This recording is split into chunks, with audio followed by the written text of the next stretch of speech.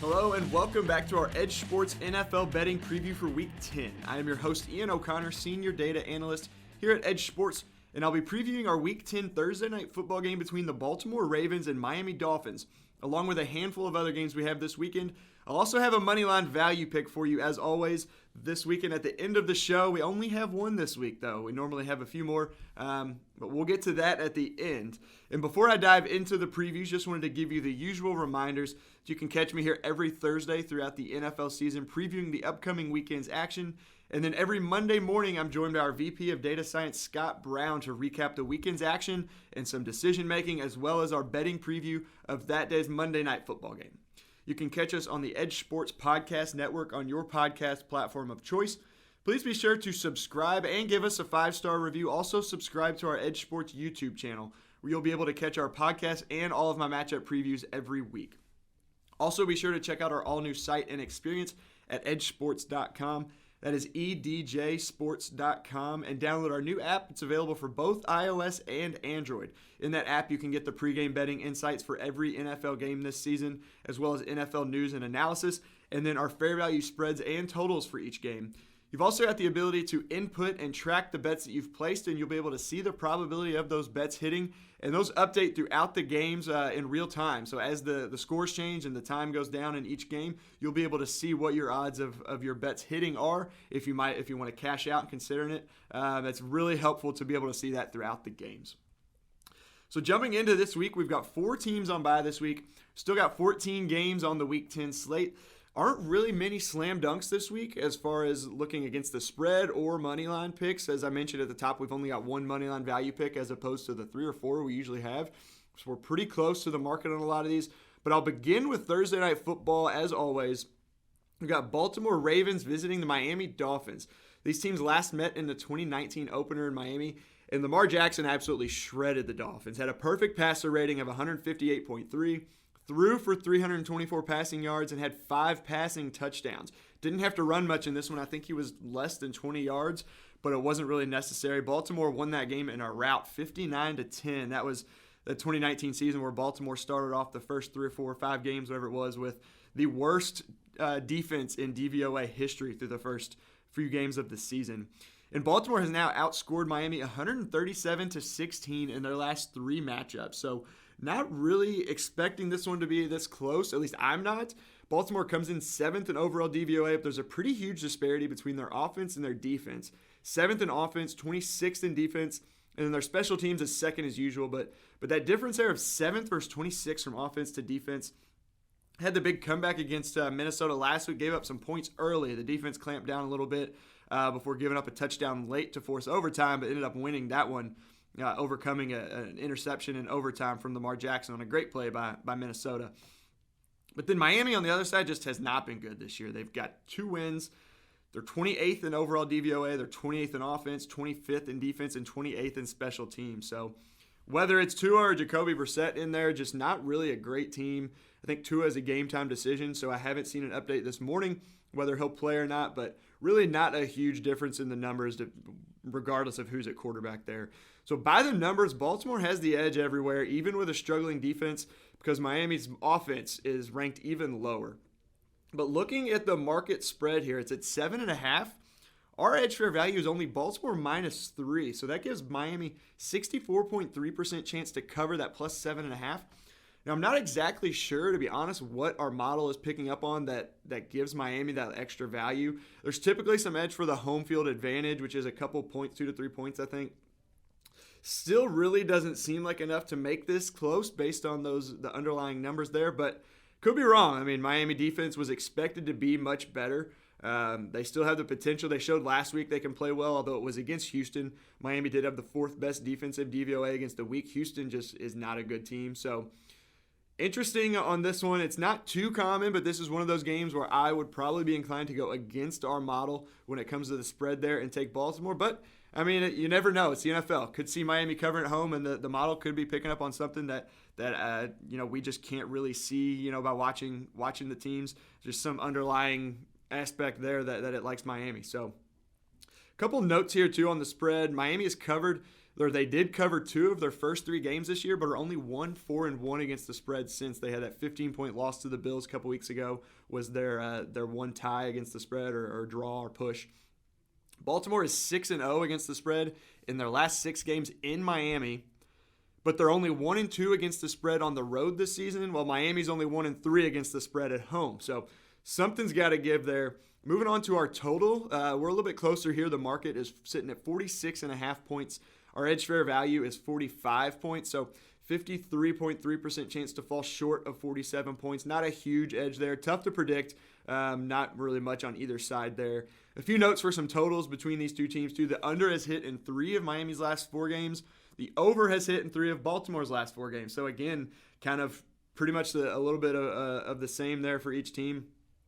The under is 2-1 in Baltimore away games this season, and the under is 2-2 in Miami home games this season. So, kind of gives a little nod to our under there at, again, only 53%, but 56% of the bets in the market and 68% of the money are on Baltimore. So people pretty heavy on Baltimore, at least money-wise. It's a little bit closer to 50-50 in the retail. But some of your larger dollar amounts seem to be on Baltimore, a little over 2 out of 3 there. So just to recap this one, there's some good value by our model on Miami. Slight value on the under. Miami 64.3% chance to cover that plus 7.5, and 53.3% chance to fall short of 47 points in this game. Moving on to Atlanta and Dallas, a rematch of last year's epic Dallas comeback from week 2. They scored 16 unanswered in the final 5 minutes. Greg Zuerlein had that kind of whirling helicopter onside kick. Just kind of spun on the ground. The Falcons players just kind of looked at it before it went 10 yards.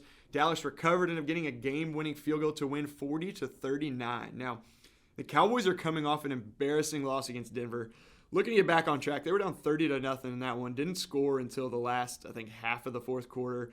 Dak Prescott was able to put up a couple garbage time touchdowns and 2-point conversions, which helped me, at least for fantasy football. I know a lot of other people who probably had Dak starting was good, but still just an all-around embarrassment from the Cowboys at home last week against Denver. And Atlanta, on the other hand, is coming off a huge win over New Orleans after the Falcons blew an 18-point fourth quarter lead. They had a big catch and run from Cordell Patterson, who's kind of been a revelation for them this year, kind of resurrecting his career. Kind of seen as maybe a bust is too strong, always been kind of a return guy. But putting it all together this year, rushing and receiving, been a little bit better receiving than rushing in the Football Outsiders stats. Those are stats you can get at footballoutsiders.com. Those are available, those position stats, with a Football Outsiders subscription or just a sign up. All you need is an email and password there, no money required. But they've got some premium stats as well for betting and fantasy that you can use. I use them every week in putting together this betting preview as well as the matchup previews. It's available for only 99 cents a week for annual subscriptions. They've got a special running right now. So you can get those stats again at footballoutsiders.com. So now back to this one. I mentioned Atlanta had that big win. They got the Younghoe Koo field goal as time expired to beat the Saints. But we're not really expecting this one to be very close. So Dallas comes in at 5th overall in DVOA, 3rd in offense, 7th in defense. One of, I think, a handful of top teams actually that are top 10 in both. Atlanta, 31st overall DVOA, 31st in offense and defense. So as I just kind of mentioned, really not a ton more to say on this one. Just not expecting to be close based on the metrics. Dallas is kind of better in every single aspect of the game this year. This is one of 2 games that we have with double-digit spreads. Both of those spreads are greater than the market has. So this one, the market is at Dallas minus 9.5. We've got Dallas minus 11. So it's not a huge edge, but we do like Dallas to cover at 53.8% at that 9.5 point mark. Couple notes for the spread on this one from these teams. Dallas is 3-1 against the spread at home. Atlanta's also 3-1 against the spread away. So pretty even there when it comes to this matchup with Atlanta being on the road as far as how they've done against the spread this season. Looking at the total, they're expecting a lot of points scored here. 54.5 in the market. We're even higher at 56, a point and a half more. Again, 53.8%, just like the Dallas chance to cover. 53.8% chance for these two teams to exceed 54 points. I think I saw that Atlanta, their last 4 games, have had both teams go over 20 points. It puts them at 40 already, so we're expecting even more than that in this one.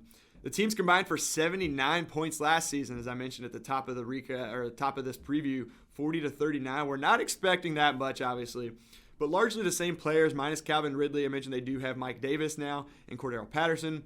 The Dallas defense is much better than 2020, but still expecting more points than the market just slightly in this one. Some notes from the totals between these two teams. Both teams, the over is 5-3 this season. Dallas is 3-1 in the over at home. Their first loss was last week. And Atlanta over 3-1 away. So expecting an over in this one. The two teams have gone over quite a bit this year. Looking at the market, retail 74% of bets are on Dallas, 57% of the money. So a little bit closer to 50-50 when it comes to the money, but still an advantage for Dallas at 57% of the money on the Cowboys. Recap this one quickly. We've got slight value on both Dallas and the over. Dallas with 53.8% chance to cover minus 9.5, and the game has 53.8% chance to exceed 54 points. On to our next game now, Tampa Bay at Washington. Another rematch from last season. This one was in the 2020 wildcard round. It was a great game from Taylor Heineke. Kept them in it late. I think they ended up losing by 8, it was. Had that great play where he ran around the edge, diving in like Superman for the touchdown at the front left pylon to keep the Washington football team in that game with that great defense last year. This year's a little bit of a different story. So Tampa Bay comes in as the visitors, second in overall DVOA, first in offense, ninth in defense. Again, another one of those teams that's top 10 in both. So pretty solid all around. Washington, only 24th overall, 22nd in offense. They've dropped off from the top 10 in the first few weeks of the season. And I mentioned that top defense last year that was very good. They're 30th in defense after dominating last year. And just one note to kind of about that. This year, the DVOA does its defensive adjusted value over average, so it does account for opponent there. But this year, the defense is playing better teams because last year, despite their, I think, losing record, they finished first place in the division, so they're playing a lot of other first-place teams from last year in other divisions who are still very good teams. So kind of something there, but still just quite a bit of a fall-off from last year that I think is even more than just the fact that they're playing some better teams this year. Now, the Bucs are a little banged up. Not sure if Antonio Brown or Rob Gronkowski will be back. They just signed Brashad Perriman, who had a pretty good season with them a couple years ago. Not sure if he's expected to play right away. Nevertheless, Chris Godwin and Mike Evans will once again probably be peppered with targets against that Washington secondary that just hasn't been very good, giving up a lot of pass yards and some good production to opposing passers. Both teams coming out of the bye, so but both should be, a little bit better rested than they would be having just played a game the week before. But still, the market likes Tampa Bay at minus 9.5. We've got it at minus 7. So again, a little bit of value there, but some of the home field advantage giving Washington a few points. So it's probably a little bit closer to the market's 9.5. But still, home field, for what it's worth, kind of has gone away. But there is still a little bit there. We think. So Washington with 58.2% chance to cover plus 9.5. So to lose by less than 10 points or to win this ballgame. Some notes for both teams on the spread. So Tampa Bay 0-4 against the spread away this season. Washington 0-4 against the spread at home this season. So something, that Tampa Bay might get their first win against the spread on the road. Washington might get their first win against the spread at home this season. So if it stays at 9.5, one of those is going to happen. So interesting to see how this one will turn out. Looking at the total on this one, the market is at 51.5. So again, a higher point total here. Our edge fair value is only at 50, or not only at 50, is lower than the markets, but still at 50 points. We give this one 54.6% chance to fall short of 52 points. So not a ton of value here. Again, like I said, not a lot of slam dunks. We're pretty much in line with the market on a lot of the numbers this week. Some notes from the totals between these two teams. The Tampa Bay under, there's 2-2 when they're away. Washington 2-2 at home. So pretty even there again. The Washington game totals, though, have dropped the last 5 games. They were at only, I think, 27 their last game, like 34, 44, 50-something the week before. So coming down steadily. The last 3 were under 45, but 2 of those were on the road. So for what it's worth there. 76% of the bets in this one are on Washington. 73% of the money on Tampa Bay, so pretty close there. Basically, 3 out of 4 are on Tampa Bay. Really, no surprise. So 3 out of 4 of the bets are on Washington, and almost 3 out of the 4 of the bets of the money is on Tampa Bay. So a little surprising to me, actually, to see so much of the bets on Washington. So our model has kind of picked up on that at a -7 in this game. So maybe not too surprising, but it does make sense to see a lot of the money heavier on Tampa Bay. One of the better teams in the league this year, top 3 in our power. I think they're back atop our power rankings, actually, after their bye last week, and the Rams and Bills both losing. I think they're number 2, top 3 in DVOA, so not really a surprise there as far as the money goes. So just to recap this one, there is some value on Washington, a little less value on the under, but still slight value. Washington at 58.2% chance to cover plus 9.5. In this game with 54.6% chance to fall short of 52 points. And then moving on to our last game in the late window on Sunday. We've got Carolina at Arizona. So this is our second edge double-digit spread I mentioned. This one, again, greater than the markets. Kyler Murray should be back for Arizona in this one. Carolina, their opponent, on the other hand, is starting their backup, P.J. Walker, with Sam Darnold's injury. It's going to keep him out for quite a bit, maybe close to a month, I think, or more. Arizona, a pretty big discrepancy in this one overall. At least Arizona first in overall DVOA, Carolina 26th. Now, Arizona's offense, number 4 in DVOA, going against the 31st, or going against the 6th-ranked defense of Carolina. So, pretty good matchup there. They're 4th against the pass. Carolina is. It'll be a tough test this week, though, against Arizona's number 2 pass offense. And Kyler Murray's been the 4th best passer this year. Now, on the other hand, Arizona's defense should have no trouble with Carolina. Arizona's number 2 in defensive DVOA. Carolina 31st in offensive DVOA. As I mentioned, with a backup quarterback in there now this week in P.J. Walker. So, a good battle for Carolina defensively. Again, tough test, but they're top 10 against the top 10 offense, but probably going to struggle on offense against Arizona. So, kind of get to that once we get to the total. But starting with the spread, well, the market has Arizona minus 10.5 this morning. We're at minus 13. So, our biggest favorites of the week, an 86% chance for Arizona to win outright. They've got 57% chance to cover minus 10.5 at home. Carolina 2-2 against the spread away this season. Arizona 2-2 against the spread at home. But Arizona is 7-2 against the spread this season. And I think 6 of their last 7 they've won against the spread, with the lone loss being the Green Bay game where the Packers won as underdogs.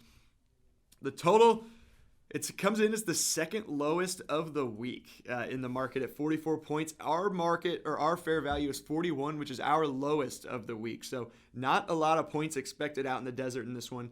59.8% chance to fall short of the market's 44 points. With those 2 top defenses in action, it's not really surprising. Don't be surprised to see Arizona, going against a good Carolina defense, put up some points. Maybe not as many, maybe not going up into the 40s, but to see Carolina stay pretty low. So maybe Arizona, putting up in the 30s and Carolina, staying below 10 in this one would not be too much of a surprise. Couple notes with the total between these 2 teams on the season as well. The under has hit in 5 of the last 6 Carolina road games, going back to last year as well, I believe. Arizona, the under is 3-1 when they're at home. Carolina, the under is 3-1 away. So again, just backing up kind of our expectation that this one should come under. The teams have combined for 12 unders in their 18 games this season. So again, don't expect a lot of points. We're not expecting it. The market isn't either, but don't be surprised to see that fall even shorter. Or is short of the market under the 44 points. So 55% of the bets and 99% of the money is on Arizona. Not really a surprise to me there. Maybe that close to 50-50 split on the bets is. Maybe a lot of people just wanting to kind of bet on Carolina and cash in on a big underdog, but don't expect it with 99% of the money on Arizona. Although we saw what happened with Buffalo and Jacksonville last week. Jacksonville was able to knock off Buffalo, keep them out of the end zone, but obviously that's never expected when you've got a really good team like Buffalo or Arizona. So recapping this one, value on both Arizona and the under. Arizona 57% chance to cover minus 10.5 and 59.8% chance for this game to fall short of 44 points. Going to move on now to our money line values, the last segment of our betting preview each week. And each week we like to highlight at least one money line value pick. So last week we had 4. As I mentioned, the last couple weeks we've had 3 or 4. We got Cleveland over Cincinnati. We got the Giants, who were kind of one that I remember saying was wasn't great, but didn't stand out a ton, but had a chance to hit, and that one ended up being one of the ones that hit. So the Giants over Las Vegas. Minnesota let us down late for the second week in a row. And Philadelphia played it close, had a chance against the Chargers, ultimately fell. A couple great decisions from Brandon Staley that really just kept the ball out of Philadelphia's hands, didn't even give them a chance to win it late. Staley had our top two decisions of the week, coming in at, I think, 19.5 and 15.7%. And he did come in at number one overall in our head coach rankings, which we just debuted yesterday. So Philly, wasn't able to come through with that one. So we went 2 for 4 again, not bad. Couple close ones as well. So didn't really get blown out like we did with the Lions the week before. So pretty much done with those guys up there in Detroit. But as I mentioned near the top of the show this week, there aren't really any slam dunks this week. Pretty much in line with the market on most games when it comes to spreads, even totals. We're pretty close. There's only one game to me standing out as a good money line value. It's the only game, I think, if I remember correctly from all the games that I was looking at, or from all 14, where we actually differ on the favorite. And that's Las Vegas versus Kansas City. We've got Las Vegas as a 2-point favorite. Kansas City as around a 2-point favorite in the market. Now, last week, Las Vegas, as I mentioned a moment ago, was on the other end of this pick when we picked the Giants, and we got that one right. Hope we're right again this week by picking them over Kansas City. We give them 55% chance to win versus a market implied 44%. So an 11% difference there is a pretty good difference to see in those. Las Vegas, hasn't been a great this year. They are, I think, 5-3 now after that loss last week. But Kansas City really hasn't been much better. Las Vegas is 21st in DVOA. Kansas City only 17th. The Las Vegas offense is 20th. The Kansas City defense is 28th. So a good opportunity for Las Vegas to put up some points and get back on track. Las Vegas 14th in defense. Are exactly average at 0.0% in DVOA. So can't get any better or any further away from average there. Or can't get any closer to average, I'm sorry. And the Kansas City offense is, top 10, but right at 10th. So a pretty good matchup there, pretty evenly matched all around between these offenses and defense. Las Vegas won the first matchup last season, nearly won the second, and I think a 5-point loss. So we think they've got a good shot to win again on Sunday night. I agree. Again, 55% chance versus a market implied 44. This Kansas City team, you just keep expecting them to put it together. Even last week, against Green Bay, the defense played pretty well, but that Kansas City offense just isn't what it's been the last couple years. And maybe they'll put it together this week, but we've got them as underdogs against Las Vegas and got the Raiders as our moneyline value pick of the week. The lone value pick that we've got in week 10 with with half of the season in the books. So that will wrap up our week 10 preview. Just a quick recap for all of those of you keeping track at home if you missed anything. Thursday night football tonight, Baltimore at Miami. We have Miami with 64.3% chance to cover plus 7.5 at home. And that game has 53.3% chance to fall short of 47 points. Atlanta at Dallas, 53.8% chance for Dallas to cover minus 9.5. That is to win by 10 or more points, coming off that brutal loss to the Broncos last week. And then 53.8% chance for this game to exceed 54 points. Tampa Bay at Washington, the Washington football team, 58.2% chance to cover plus 9.5, lose by less than 10, or to win that game outright. And 54.6% chance for that game to fall short of 44 points. Looking at Carolina at Arizona. Arizona with 57% chance to cover minus 10.5.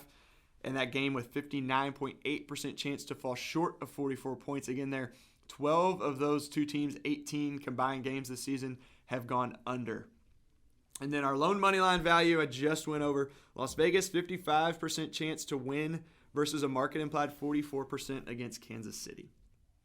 So that will do it for this week's betting preview. Be sure to check out all of our pregame betting insights for week 10 and beyond on EdjSports.com and on the new EdjSports app. We will have a preview for every single game available on our site, on YouTube, as well at our YouTube channel on EdjSports. Come back Monday to hear our weekend recap. Again, that's me and our VP of Data Science, Scott Brown, will be previewing or recapping the weekend's action, decision-making, and we'll have you a preview of your Monday Night Football game between the Rams and 49ers.